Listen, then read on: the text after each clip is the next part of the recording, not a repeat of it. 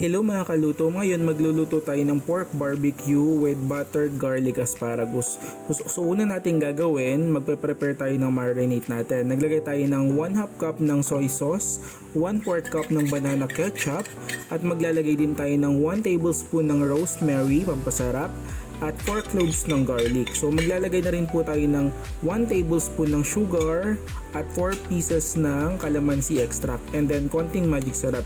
Pagkatapos nito, i-mix well mo lang yung mga nilagay nating ingredients at tikman mo po ito. Kung okay na, pwede nating ilagay yung mga pork natin.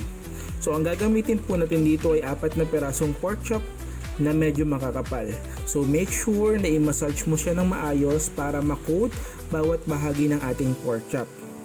Kasi mas sasarap at mas manunuot yung lasa nito doon. Pagkatapos i-marinate mo lang to ng 30 to 1 hour, pero kung may time ka, overnight po. So habang minamarinate natin ito, i-prepare na natin yung ating asparagus. So naglagay lang tayo ng 1 tablespoon ng butter, tapos konting oil, tapos inlagay natin yung ating garlic.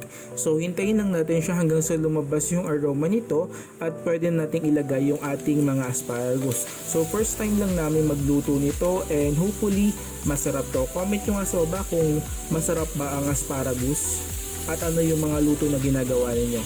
Tapos naglagay na rin tayo ng konting water at isa-simmer lang natin to hanggang sa maluto. Pag luto na, naglagay lang tayo ng salt and pepper to taste and then set aside mo to. So balik tayo dun sa ating marinade. So after 1 hour, ihawin natin to. So make sure po na tuwing babalikin mo to, maglagay ka ng, di ba may natirang sauce. So gumamit ka ng brush mo siya para mas manuot pa yung sarap nito. So ganyan lang, napakadali lang nitong lutuin.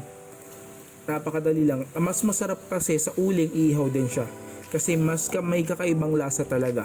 So yan lang. So kitang kita mo nyo naman, looks pa lang masarap na. Kung nagustuhan nyo tong video ko na to, huwag nyo kalimutang mag-like, mag-share, mag-follow. And kung mayroon kayong recipe na gusto nyo gawin ko, comment nyo lang. So maraming salamat and God bless you all.